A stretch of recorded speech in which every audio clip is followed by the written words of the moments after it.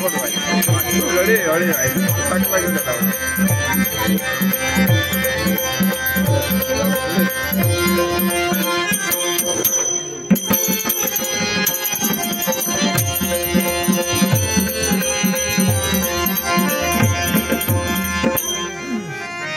मात्र समाधान होत दादाची आज्ञा घेतली आणि मनाच्या समाधानासाठी ना या अरण्यापर्यंत माझे येणं झाले.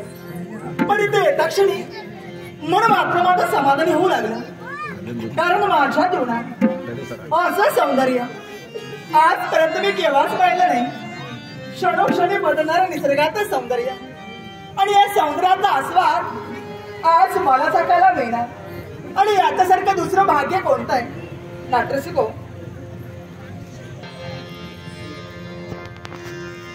असं वाटतं इथून जाऊच नाही, इथंच राहावं आणि मन मुराद आनंद या निसर्गातला लुटावा. ही निसर्गाची शोभा आहे, हे निसर्गाचं वातावरण, नाजूक नाचणी रेंडलं हेच केंद्रामे वृक्ष जणू काही आकाशी स्पर्धा खेळत आहे. मन मात्र माझं हर्षभरीत होत आहे, मन मात्र माझं आनंदी होत आहे. पण हा काय प्रकार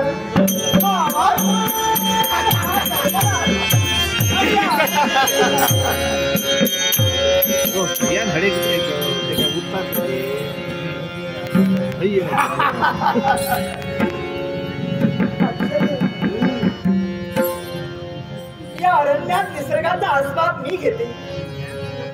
एवढ्या एक कुणीतरी अनोळखी व्यक्ती आणि ती सुद्धा माझ्या मार्गात. नमस्कार.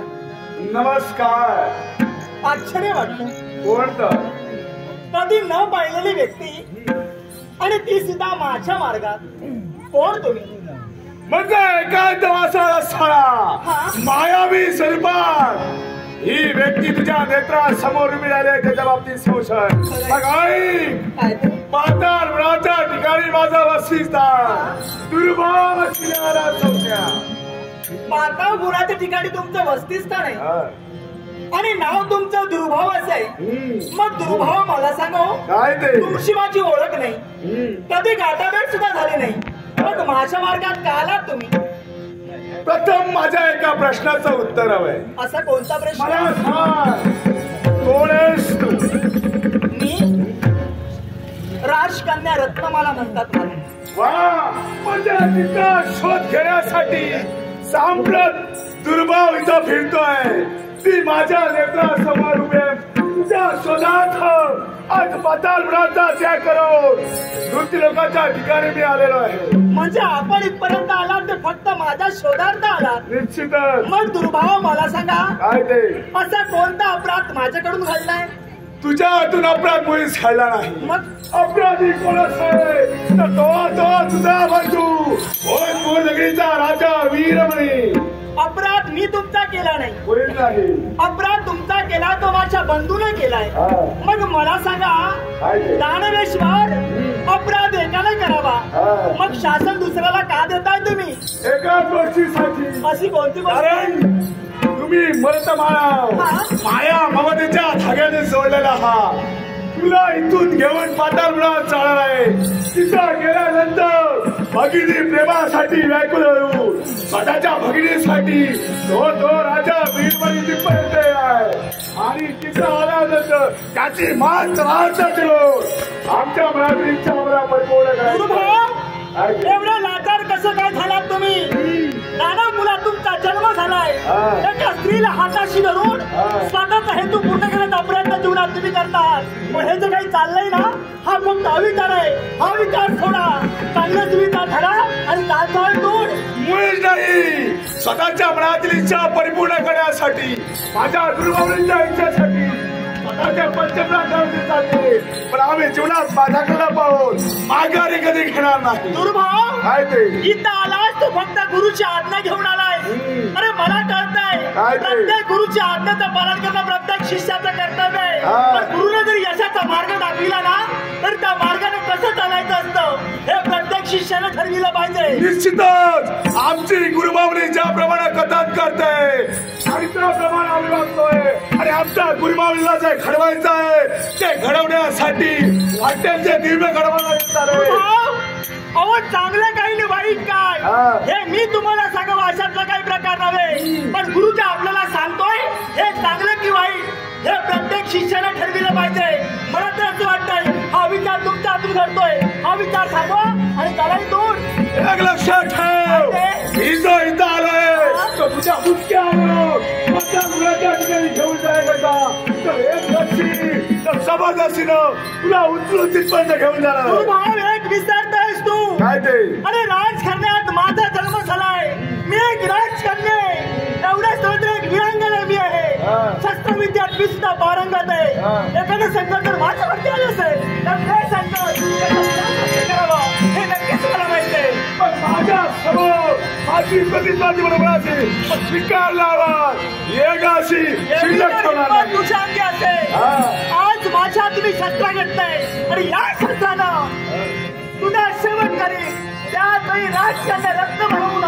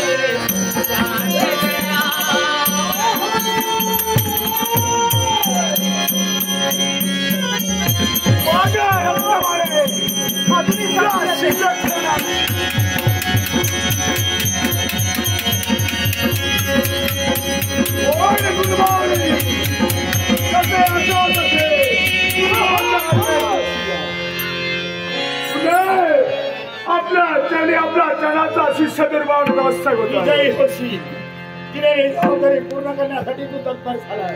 माझा तुला आज्ञा आहे या मृत्युकाळ तिकडे तिकडे हाहाकार मांडण्यासाठी तत्पर हो. गुरुमावली निघाला मृत्यूलोकाच्या ठिकाणी. तिकडे तिकडे हाहाकार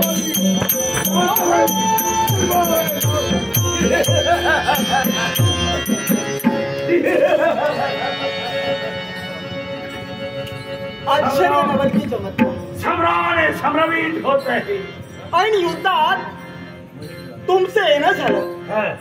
मग मला सांगा हो, सहज त्याच्या मुखातून शब्द बाहेर पडले गुरु माऊली.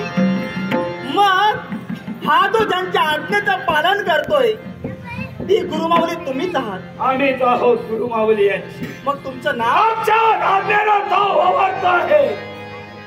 आता गुणाचा मी सम्राट. तारा गुणाचा तो जन्म झाला. तो ज्वालामुखी तुझ्या नेत्रात समोर आहे.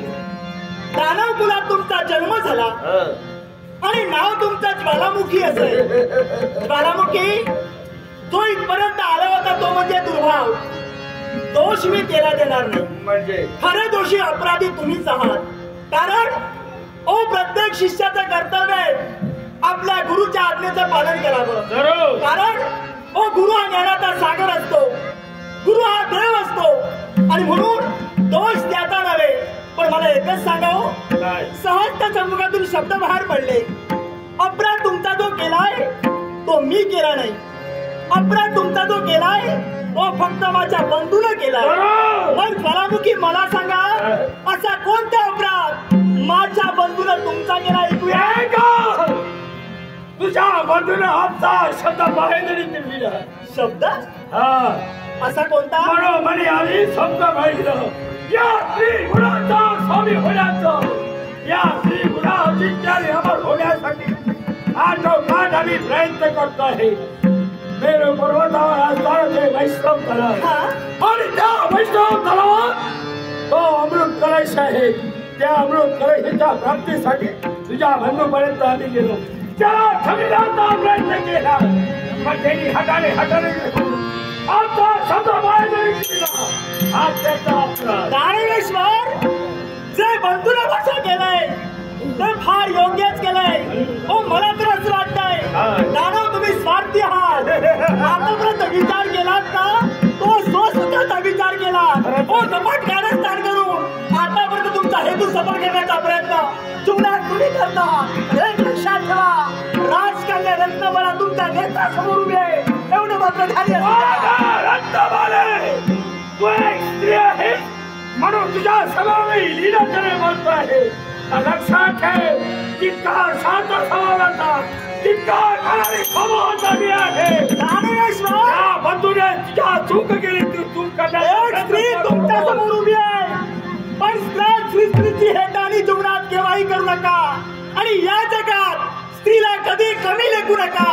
कारण अथांग महासागर असतो. हा महासागर सारं विश्व बुडवू शकतो, पण एक तेलाचा थेंब तो महासागर कधी बुडवू शकत नाही. हे मात्र ध्यानी असू द्या. तुझ्या नेत्रासमोर आहे तो काळाचा महाकाळ. माझा स्वतः सत्य करण्यासाठी तुझ्या मताच्या जीविताची राख रांगोळी केल्याशिवाय नाही. अरे हे फक्त तुझं स्वप्न आहे. पण हे स्वप्न, अरे या जन्मात काय, पुढच्या जन्मी सुद्धा केव्हाही सत्य होऊ शकत नाही. रत्नमाला लक्षात ठेव, हे स्वप्न सत्य करण्याची हिंमत माझ्या भावाची आहे. आणि ते स्वप्न सत्य करण्यासाठी तुझा मार्ग मी योग्य आहे. अरे कसली हिंमत, कसले पराक्रम तुमचे. अरे नामर्थ फेकड आहात तुम्ही. खरं तर वीर असताना हे पराक्रम माझ्या बंधू समोर दाखविले असते. एका स्त्री समोर केव्हा असतवे. म्हणला जाईल काय ते शास्त्राद्वारे होते कटाने शत्रू होताना या धनेश्वर तोडून मिळत नाही. तुझ्या बंधूला माझ्या चरणापर्यंत आणण्या करतात. तुला माझा गुणात नाही. अरे हे तुझा बंधू माझ्यापर्यंत येईल. हेच मी तुम्हाला सांगते. आतापर्यंत जीवनात हेच केला. कपट कोण करतो? ज्याच्या अंगी पराक्रम नसतात ना, तोच तुमच्याचं आचरण करतो.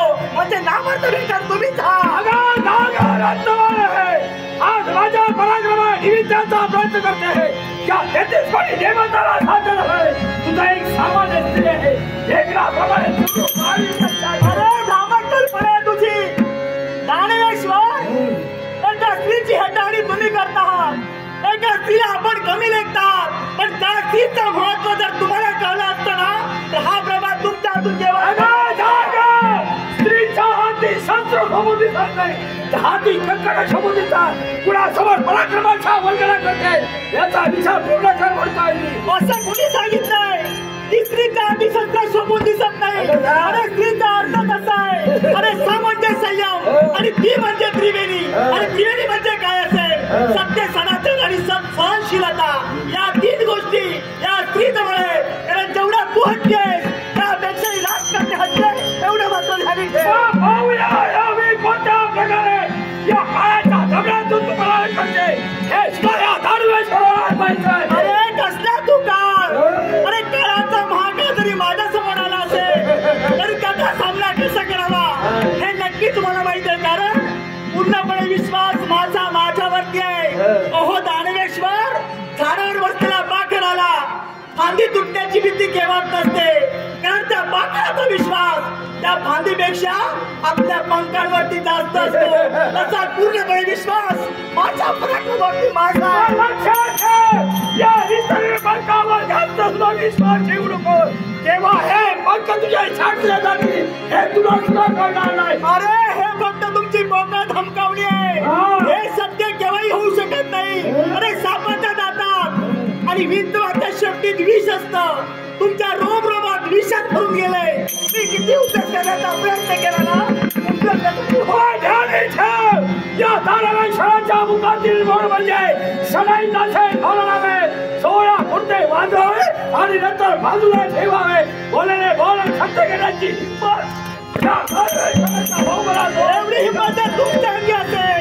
वारे दुष्ट दुराचारी नादान सैताना, अरे या शस्त्रानं तुझा शेवट करीन, तुझा शेवट करीन.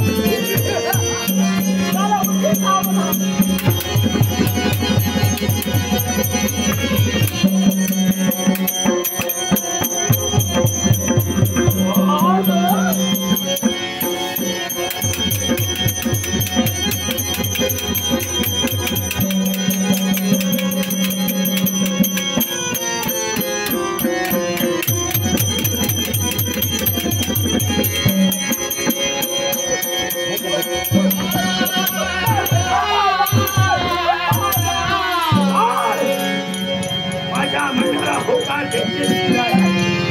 माझ्यावर सवार आहे माझा घोडा देते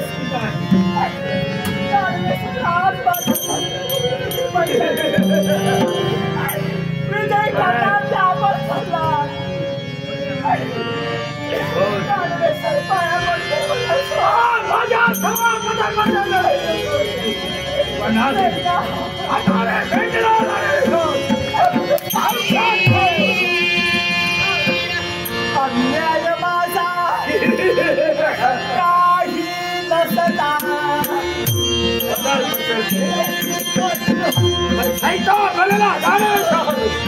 अन्याय माझा अन्याय माझा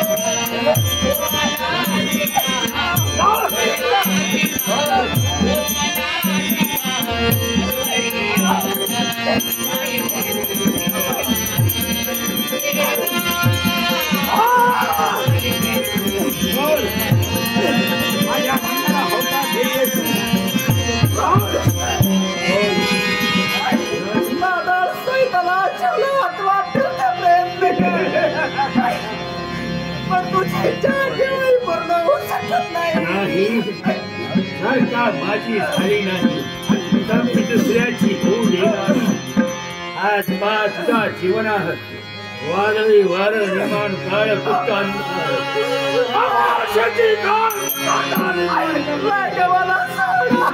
बंधूला माझ्या पायापर्यंत यावं लागेल अशी स्थिती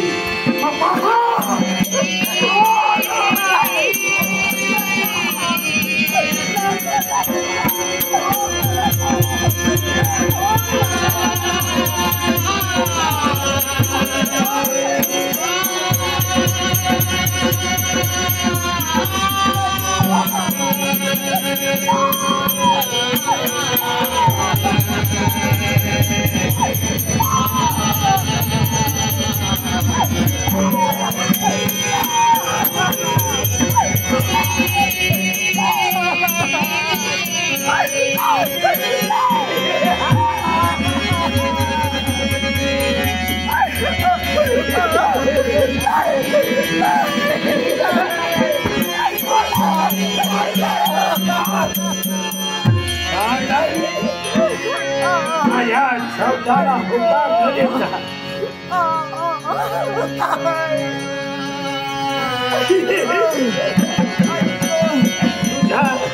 तुझा शिवडा काय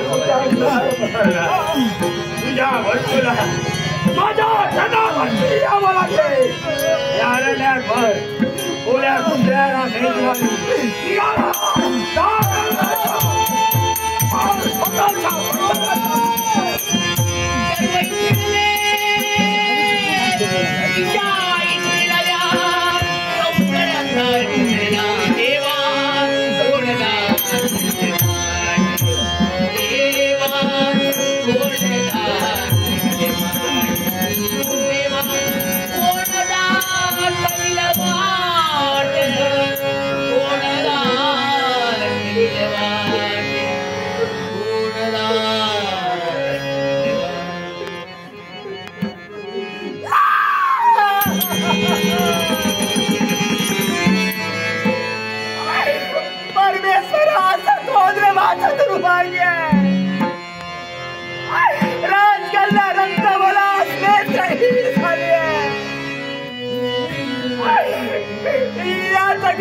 चित्रपट मी नाही पाहू शकत. माझं सारं जीवन संपलंय. आज माझ्या जीवनाचं मैदान वाळवंट झालंय. माझं सारं जीवन संपलंय. दैवाचे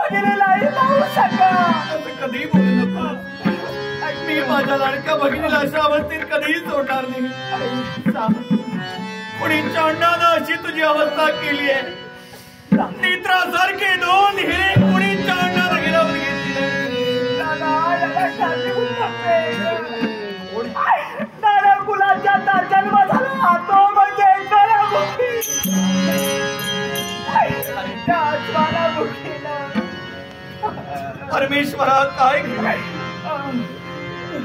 मारी ज्वालामुखी चांडा तुझ्या म्हणण्याला नकार दिला कारण अशा पद्धतीने डाव दिला. माझ्या निष्पाप भगिनीचा तू छळ मांडली.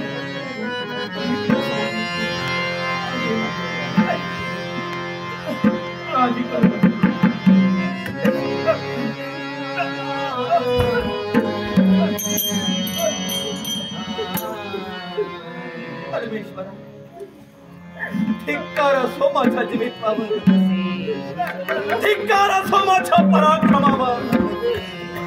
एवढे पराक्रम अंगी असून काय त्याचा उपयोग? मी माझ्या भगिनीचं संरक्षण करू शकलो नाही. चांडाळा, अरे वार करायचा होता तर या निर्भीड चांडाळावर गेला असता. अरे ढाळ तू माझ्या भगिनीचे नेत्र पोळले.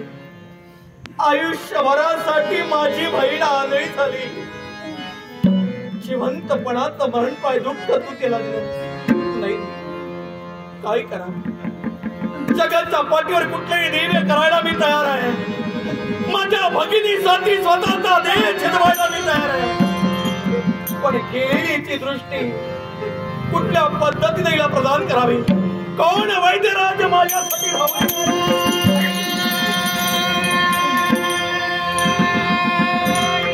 नारायण नारायण. हे ब्रह्मवृंदा, दुर्दैवी राजा वीरमणीचा प्रणाम स्वीकार करावा. कल्याण वस्तू.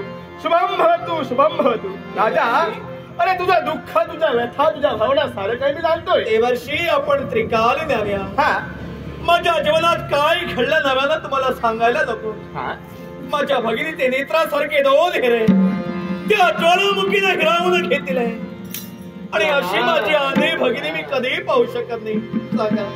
कोण मार्गाचा अवलंबन माझ्या जीवनात मी करावं? राजा, अरे ज्याच्यामध्ये सज्जनता, ज्याच्यामध्ये भक्ती या नारदाला दिसते, त्याला जीवनातून त्याच्याकडे जाण्याचा सन्मार्ग हा नारद दाखवितो आणि तो सन्मार्ग मी तुला दाखवे.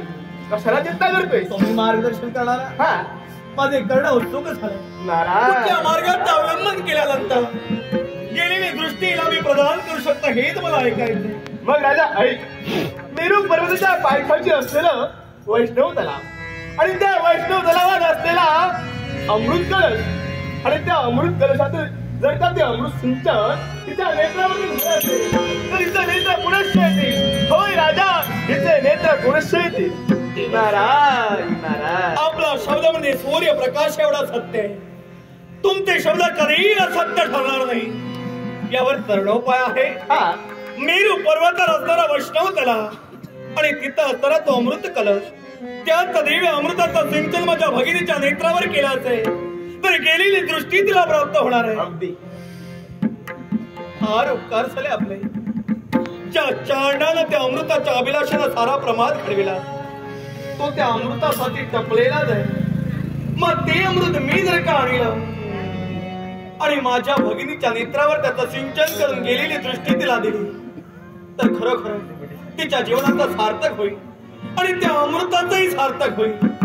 देवर्षी, जगाच्या पाठीवर महत् प्रयास करेल. भगीरथ प्रयत्नाला ते अमृत लवकरात लवकर मी घेऊन येईल. तुम्ही मार्गदर्शन केला, निश्चिंत राहा. हा जन्म तुमचा मी ऋणी राहील. तुमचे उपकार मी कधीही विसरणार नाही, कधीही विसरणार नाही. निश्चिंत राहा. नाटकाची गो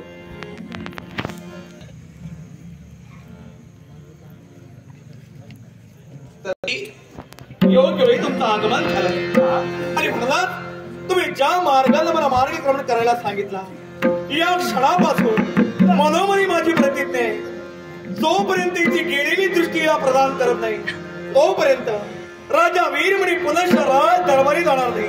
निघालोय माझ्या अन्न भगिनीला घेऊन मेरू पर्वतापर्यंत निघालोय.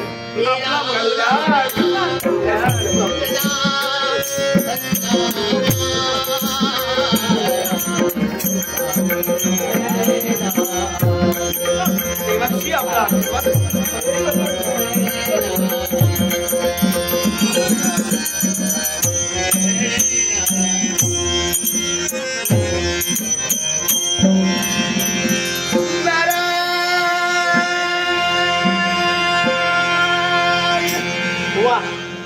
या माझ्या नाट्याचा कलश उत्तरोत्तर भरत चाललाय, पण ज्यावेळी हा कलश पूर्णपणे भरेल त्यावेळी नाट्याची सुवर्णमय सांगता. पण भगवंता, या अंतरंगात सदैव तुझं रूप हा नारद पाहतोय. देवा, ते शिवाणी मंगला क्षत्रेंचा आशीर्वाद, शिवाणी मंगला क्षत्रेंचा आशीर्वाद. नारायण अंतरंग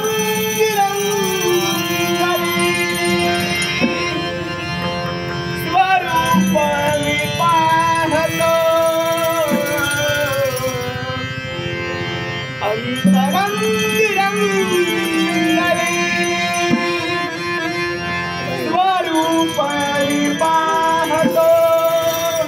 स्वरूप पाहतो,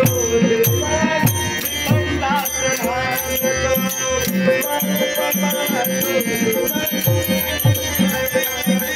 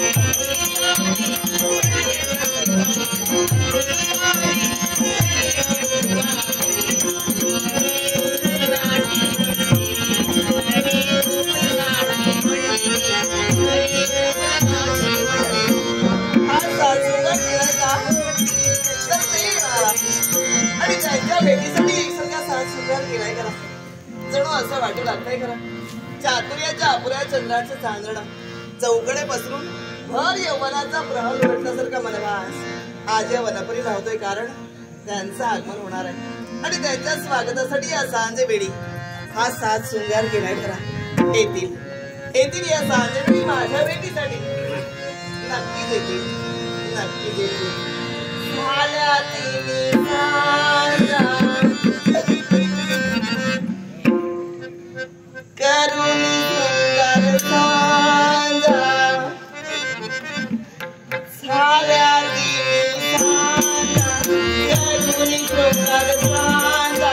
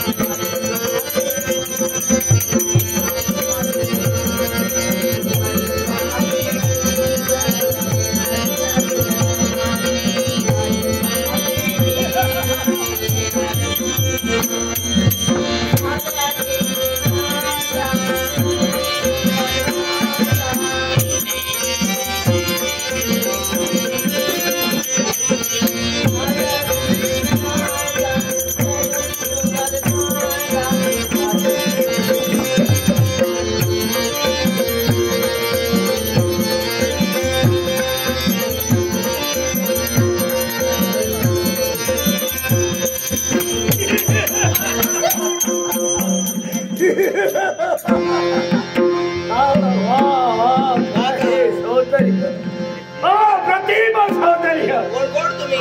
परत असं सौंदर्य आम्ही पाहिलं नाही. आमचे हे कोण? आमचे हे कुणाची मार्केट त्यांची वाट बघतोय. कुणाची? हो त्यांची वाट बघतोय. त्याची म्हणजे हे टीतरायाच्या सांगेली सारं. आता कुणाची?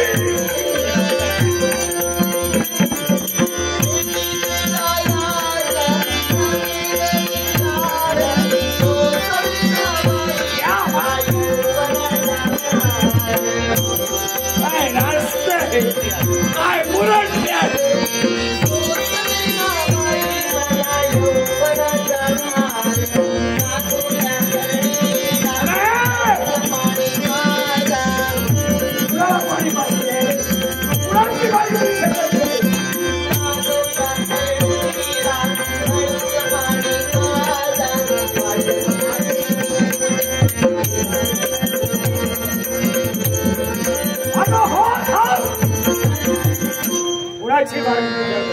त्यांची वाट बघतोय.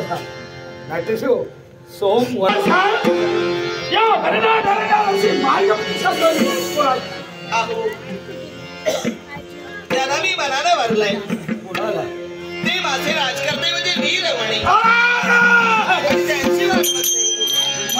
माझ्या वैराची तू मालमत्ता करते. वैरी? हो माझा वैरा. तुमचा वैरी कसा? मला देशो घडीला लावायचं आहे. तुझ्या नेत्रा समोर आहे. माझ्या इच्छेचा आराधा त्याने केला म्हणूनच मला त्याला संपवायचंय आणि या विश्वावर मला मात करायचं. तू मला सापडली म्हणजे राजकर्ता वीरमणी याची तू प्रियसी आहे. कुठे? माझा मी तशी तुझ्या या बोलण्याला बोलून तुझ्या म्हणण्याप्रमाणे वागणारी बलपरी मुळीच नाही. त्याची मी वाट बघते. ते आत्मविश्वास माझा माझ्या भेटीसाठी नक्कीच येतील. पण या देशाच्या जीवनात खराब राज्य खरीदलं. तिच्या भगिनीच्या खोली आहे ती तिची होण्यास वाटत असेल. चाल माझ्या समोर आता येतील.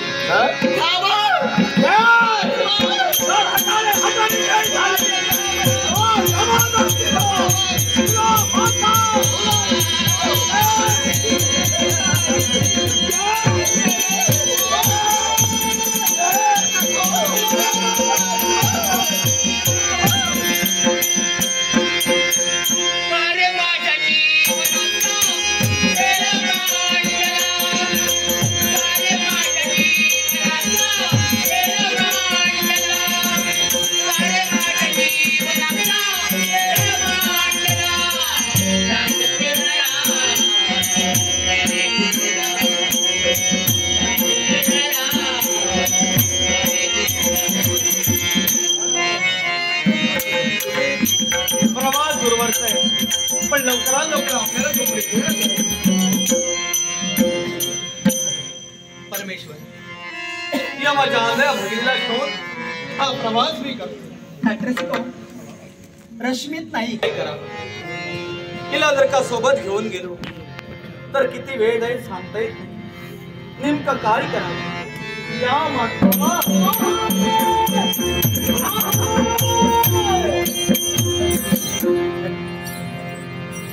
कोण आहे? गुरुवारींची आज्ञा घेतली. आमचा मार्ग अडविणारी व्यक्ती कोण आहे तू?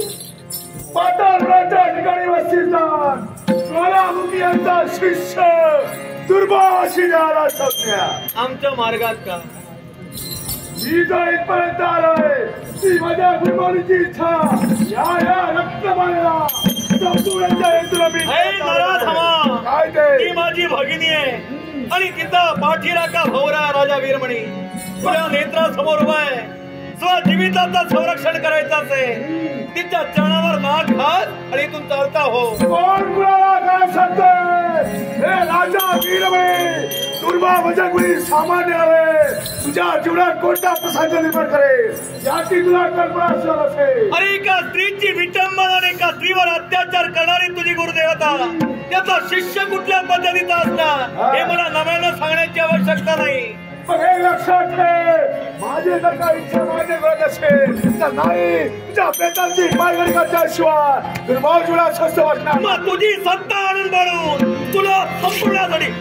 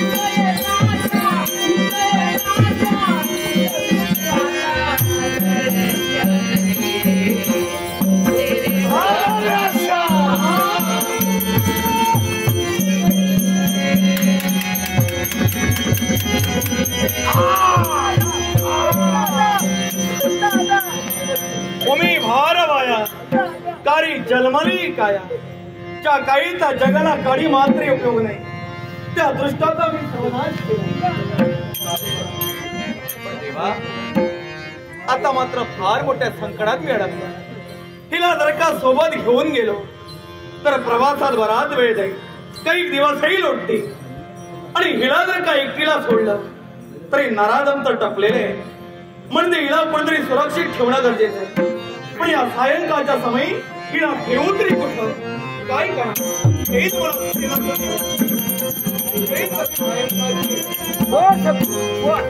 मला बाबा तिया मी काय केलंय त्याच्यावर आपलं लढत होय या तुझा जीव घेतला आणि पाहिलं पळालेलं ना तो तुमच्या बाजू झालच्या खाली बसलेलं त्या- तो त्या मारता असतो बघित होते तुम्ही पळाला तेव्हा मी दुसऱ्या बाजून पळाला. म्हणजे मी मारल्यानंतर ते पुढे तुम्ही का मारता नाही मी पळा होताच मी होतला. बरं आता कसा माहिती आहे आता त्याला जाऊ नको राहिले आमका हे जगाक देऊचे ना हा. आमचं सगळं आता बंद आहे तिला जाऊया आता. आम्ही गावात ते वाटेल एकदा कोणी तरी कोणी वाट गावात तरी घडे हो तुमका लाच ना मागलो असा काय झाला गो माणूस असा कोणा कोणतरी बघल्यान तो तरी धुतला असा काय झाला ही माणसं आपल्या कामाची दिसत आहे. ओ मावशी मावशी मावशी म्हणशी माझ्या भावाच्या अंगात धावशी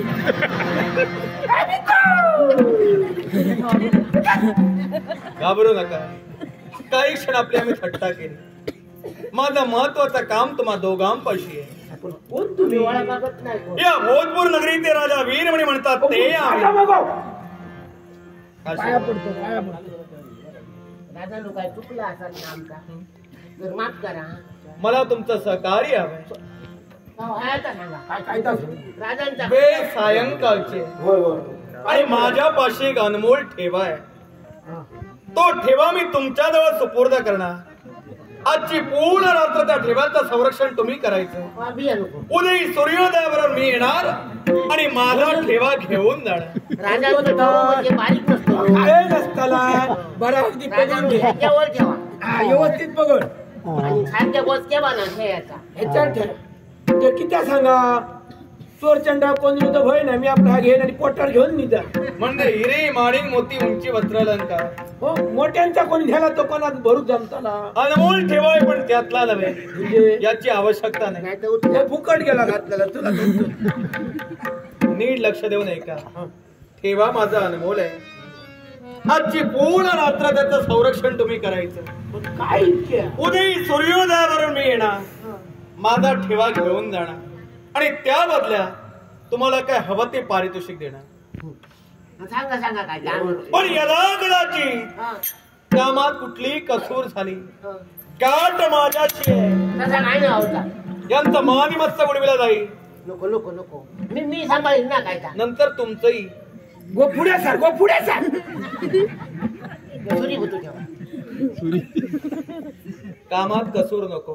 आधी सुरी भूतू ठेवा हा काय बिया नको तुम्ही आम्ही सांगशाल तर आम्ही ऐकतो तुम्ही सांगशाल तसं माझा विश्वास आहे तुमचा। मग तो ठेवा पाहिजे असेल इथं पहा ही मुद्रिक आहे, ही तुम्हाला मी देणार नाही। इथं फक्त पाहायचं इकडे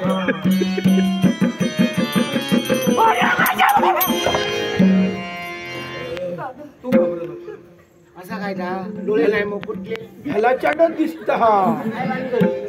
आज माझा अनमोल ठेवा आहे, अरे बापरे ही माझी भगिनी आहे, नाव इथं रत्नमाला। असं काय ह्या? असा काय हा? जन्मापासून मावशी ही जन्माची आंधळी नव्हे, ही बिचारी कर्माची आंधळी झाली। अरे रे रे रे रे आणि ज्या दृष्टाने निंदनीय कृत्य केलंय त्याला मी शासन करेनच करेन, पण हिला दृष्टी यावी यासाठीच माझे प्रयत्न चालू आहे। आणि म्हणून हात जोडतोय। नको नको नको. नको नको असं काय झालं त्या काय? पोरासारख्या पोराचा. होय वा. वेळ सायंकाळची या वृक्षाखाली थांबायचं, विचारच होईल. उदयी सूर्योदयाबरोबर मी इथं येईन चला. आणि माझा ठेवा घेऊन जाईन। तोपर्यंत लक्ष इकडे, होय होय झोपायचं नाही। झोपतो लाव काय वापूर सानू हा? लोक डोळ्यात तेल तरी घालून जागे राहतील, माका तसाही करूक नको असं डोळ्यात तेल घालूक नको ते घालूक नको आपणच ते- आपण डोळ्यात तेल घालण्याची आवश्यकता काही नाही, करत नाही. नाही. हे बघा वरते हुई वतले का हडे येतात अजिबात घालूक नको फायदे बरेच येते। मग हे खूप फायदे तुमचा स्वभाव मला आवडला आणि मावशी खूप जणांना आवडते तुम्ही पण फार छान आहात। होय तर त्यांच्यासारखे म्हणजे स्वभाव- दोघं. आणि तशी स्वभावाची बोललो का वाटली काही वेळ नका सटकायला. मी लवकरात लवकर येणार, माझ्यावर विश्वास करा। आमच्या चढवारच्या समाज आणि राजानो माझ्या कोणाकडे जाऊ नको बरोबर वाईट बघा काही काळजी करू नका। वैद्यराज इथवर घेऊनच येईल आणि गेलेली दृष्टी हिला प्रदान केल्याशिवाय मी स्वच्छ बसणार। आम्ही वाचलो होतो. आम्ही आधी चढवारसारख्या समाज जाऊ दे गो. जाऊ दे, जाऊ दे. आम्हाला जातो बाबा. गेलो गो. गेलो गो. काय खाशील तर ते पाहिजे. काही एक घ्या नको. रडा नको, रडा नको. मामा नाही तो, मामा ओ गो, काय मामा ही बघ मामी डोळे फुटलेल्या काय सांगू? मामा काही मामी असं जाताना गो. पण ते शापच खुळा कसा ग मी खोळा काय तुम्ही खुळे त्या खुळा मी कसा खुळा गो ह्या आंधळा असा खेकाचा घेत बरोबर वजा आणखी यात तर तुमका समजा म्हणून मी तुमका खुळे म्हणतोय किती हो या आंगळ्याचा उपयोग कसं करू तुमका काही ठाव कसा माका ठाव का तेव्हाच माझ्या लक्षात दिला काय करतात म्हणून त्यांना हा म्हणून सांगलं काय करतात आंधळा का दिसता वर कसा दिसता नक्षत्रासारख्या त्या बघा. विश्वास बाकी बरा आणि राजघराण्यात जलम झाला होता तो. हो घरवाल्यांनो हो. हे काही ठेवतानी नाही तो बऱ्याच चवाटो बोखलू चवाट्यावर बसून ठेव खया किती आणि पुढे एक फडको टाकू गयो हा. आणि ते फडक्यात थोडेसे पैसे टाकू गये आणि त्याला काय सांगायचं बाकी काय बोलायचं नाही फक्त म्हणायचा बाबा बाबा लोक पैसे घालीच होते आपण घे ओ गो, होय बाबा. माझ्या लक्षात नाही दिला. ओ गो, दिला मावसो.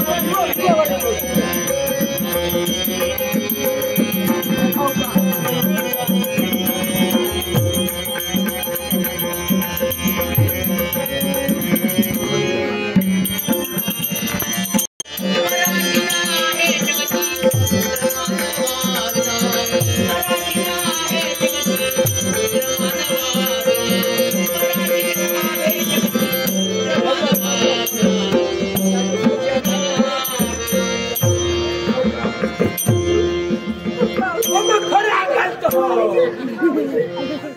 हडी हडी अरे हडे, ही बघ मावशी हवं हडे. मी मावसो. मावसो तो ये, ये, बस, बस. घरवाल्यानो या सांभाळून घेतलास पण भारी हा काय गो काय खाल्ल्या खाल्ल्यान दोनदा इतको भात घेतला अरे माझ्या बाबा त्या परवाडणारा नाही जास्त दिवस ठेवू नको मला सगळं घुसाड त्याला मनान अजून काही देतो पडतो नाही. आता ह्या उजवळ दिला तरी तो उजवळ पडे.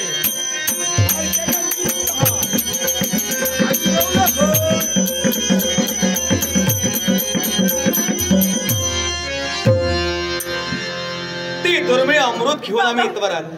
नाट्यसे करू अमित कांबळी आणि चैताली बक्षाचा स्वीकार करू. वैष्णव तलावरती हा अमृत कलश घेऊन आम्ही इथवर आलो. आमची भगिनी आहे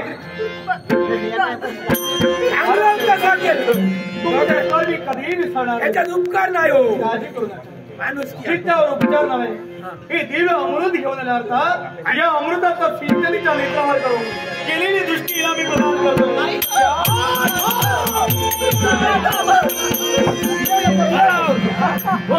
पावला साक्षाला अवकतो होगी ते अमृत माझ्या स्वाधीन कर.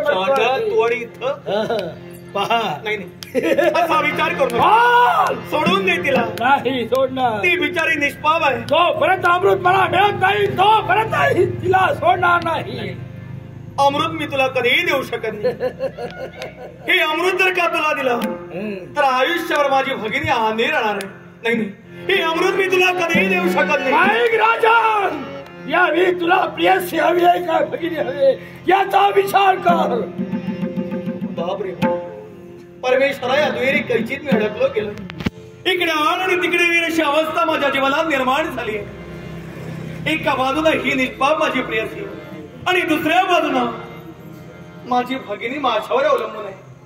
ही अमृत जर का याचा स्वाधीन केलं तर आयुष्यभरासाठी माझी भगिनी आली राहणार आहे.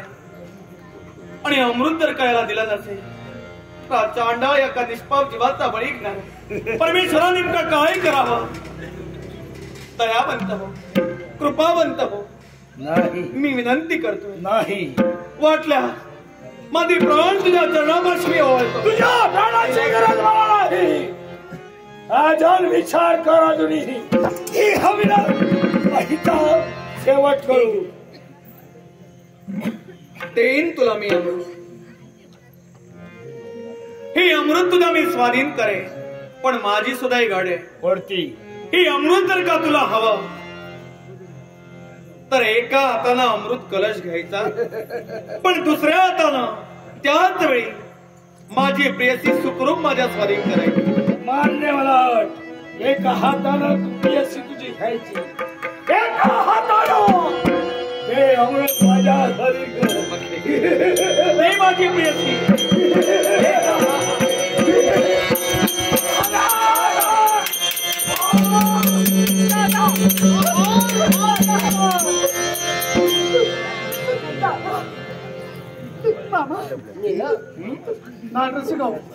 स्वस्ती नाही याचकडून कलेचा भवन करला सारं का आणि कशासाठी. या विश्वात माझं अस्तित्व निर्माण करण्यासाठी आणि तुला इथं आणण्यासाठी. वारे काया हे खरं राज्य घडविला का तुझ्यासाठी. तू माझा वैरी या वैराचं शेवट मला ज्वालामुखी वैरत्व आहे ते देव आणि दानवांचं पण नाहक छळ होतोय तो माझ्या सद्भक्तांचा. म्हणून मी तुला सुसंग देतो. माझ्या सद्भक्तांचे पाय धर क्षमा मान सा मार्ग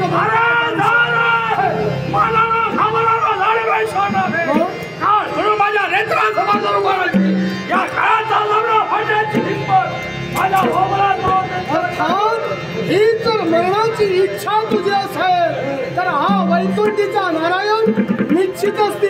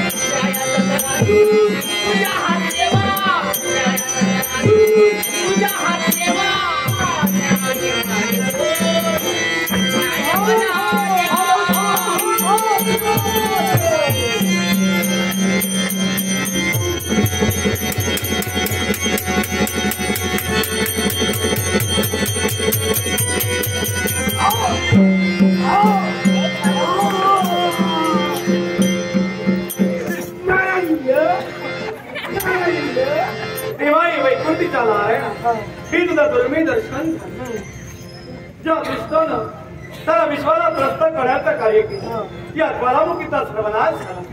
देवा तुझी लीला आगाध आहे. हे राजा, हे सारं कार्य कशासाठी घडलं असेल तर केवळ अमृताच्या प्राप्तीसाठी.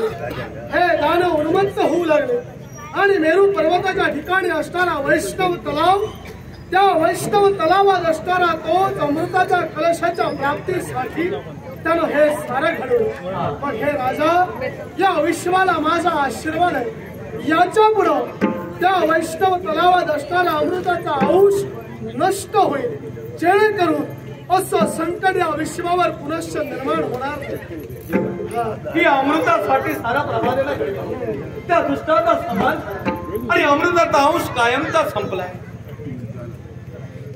देवा विश्वावर आलेला अरिष्ट तू दूर केलं, तो अमृत संजय कायमचा संपलाय. आता पुन्हा विश्वावर अरिष्ट येणार. देवा माझ्या भगिनीची गेलेली दृष्टी तिला मिळाली, शेवटचा जोड झाला, पण हिलाही शौर्य दिलाय. हिचं माझं मनोमिलन झालंय. ज्वालामुखीचा देवा सर्वनाश होईल तेव्हा हिच्याशी मला लग्न करायचं असा शब्द दिला. तो तुझ्या आशीर्वादाने या मला परिपूर्ण साक्षात हा ब्रह्म तुमच्या समोर लवकरात लवकर सुखाचा